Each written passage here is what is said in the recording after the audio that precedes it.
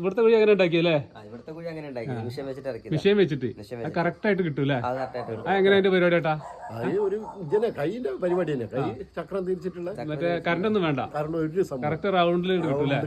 ഒരു വന്ന് എവിടെ വേണമെങ്കിലും. എത്ര മീറ്റർ അതിന്റെ പൈസ? എത്ര പൈസ? 6 ഇഞ്ചിന്റെ വട്ടം ഉണ്ടാവുക, 6 ഇഞ്ചിന്റെ വട്ടം കറക്റ്റ്. എത്ര ആഴം വേണമെങ്കിലും ആഴം നമ്മൾ പറയണേ. 3 മീറ്റർ ആറ്റല്ലേ ഇപ്പൊ വരുന്നത് എർത്തിന്? 2 മീറ്റർ. 2 മീറ്റർ. 2 മീറ്റർ. 2 മീറ്റർ.